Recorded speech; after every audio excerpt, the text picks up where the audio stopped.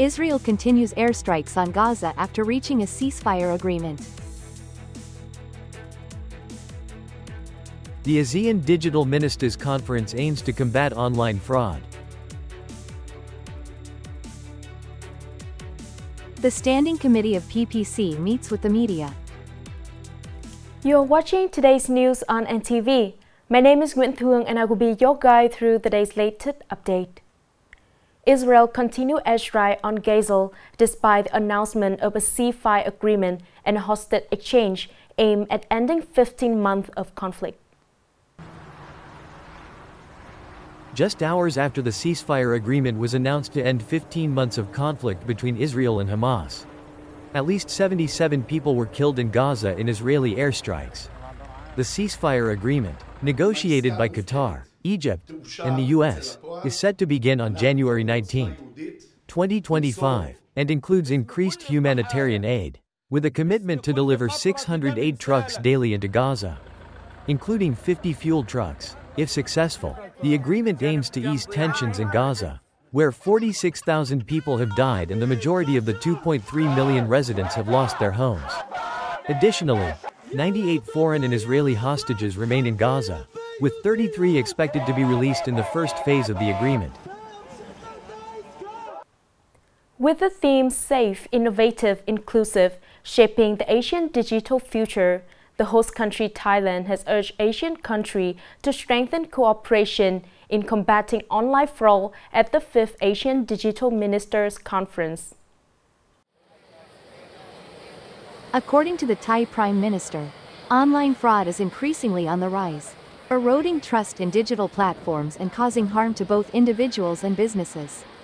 This is not a battle for any single country, as online fraudsters do not limit their activities to the borders of one nation. The Thai Prime Minister also called on ASEAN to establish robust mechanisms for monitoring and managing online content, while promoting and enhancing digital literacy to empower citizens to use the internet safely and responsibly. On the occasion of preparing to welcome the Lunar New Year's of the Snake 2025, this morning, the Standing Committee of the Nghệ An Provincial Party Committee held a meeting with the local media agency. Expressing thanks to the contributions and support of the media agencies towards the development of the province. On behalf of the Standing Committee of the Provincial Party Committee, Secretary of the Nagi and Provincial Party Committee Nguyen Duc Trung shared the key achievements of Nagi in 2024. The Secretary affirmed that these results were significantly contributed to by the reporters and media agencies in the area. The head of the Provincial Party Committee also expressed hope that the media would understand the internal challenges of the province and continue to accompany the common goals in the future. Highlighting 2025 as a year with many significant events, Nagi also sets forth major objectives. Secretary Nguyen Duc Trung expressed his desire for the media to continue working alongside the province in fulfilling its political tasks. Coming up next are some updated news. Công nghiệp AI có khả năng cạnh tranh toàn cầu. AI is emerging everywhere and making everything smarter. Some people use OpenAI's chatbot more frequently than Google. The upcoming era will be the era of AI. This is an irreversible trend. This statement was made by Mr. Nguyen Kak Lich, Director General of the Department of Information Technology and Communication Industry, Ministry of Information and Communications, at the 6th Make in Vietnam Forum. In Vietnam, AI is being applied in smart city management, urban planning, increasing the effectiveness of IOC operations, improving security and traffic management, as well as processing data to detect social insurance fraud. Additionally, AI also helps reduce repetitive daily tasks for workers. Many universities in northern Vietnam have started announcing their 2025 admission plans. Specifically, in 2025, the University of Economics and Business will maintain its admission methods, including direct admission, admission based on the 2025 high school graduation exam results, and combined admission.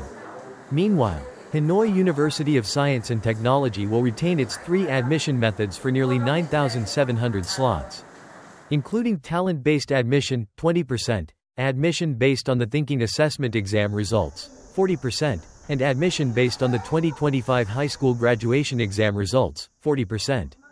As for Hanoi Medical University, the university is expected to keep its admission methods stable compared to last year, including direct admission, admission based on the high school graduation exam results, combined admission based on the graduation exam results and international language certificates, and admission based on the competency assessment exam results from the Vietnam National University, Hanoi.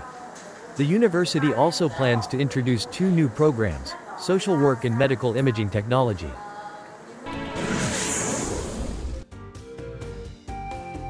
In the middle of the 12th lunar month, the Sadek flower village is bustling with people caring for and harvesting flowers to sell for Tet.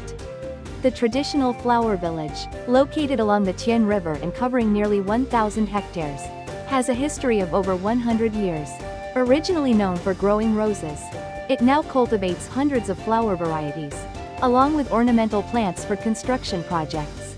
During Tet, traditional flowers such as chrysanthemums, marigolds, and coxcombs are selected by many gardeners for cultivation. The village currently has 4,000 households engaged in production, 190 households in business, and 17 cooperatives and cooperative groups. The estimated value of flower and ornamental plant production last year reached 3.3 trillion Vietnamese dongs.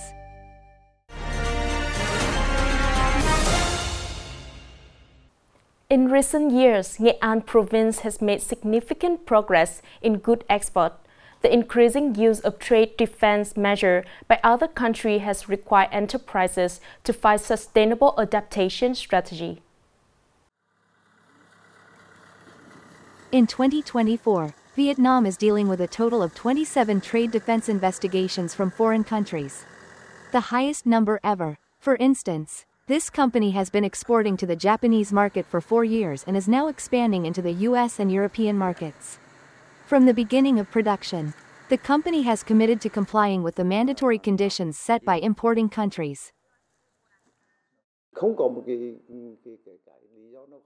We have no reason to say no to global immigration, which is helpful to Vietnam to protect the environment. Trade liberalization is both an opportunity and a challenge, requiring businesses that want to go further to accept the rules of the game and overcome challenges related to trade defense measures as well as other technical barriers. Enterprises should be assertive to update required rules given by export countries in terms of sources of goods and finance. Enterprises in Nghệ An have exported goods to 142 countries and territories around the world. In 2025, the province aims to achieve an export turnover of $4 billion United States dollars. Of this, the export share to the European market is 12%, and to the US market is 18%. These are 2 markets that have been and are rigorously applying trade defense measures.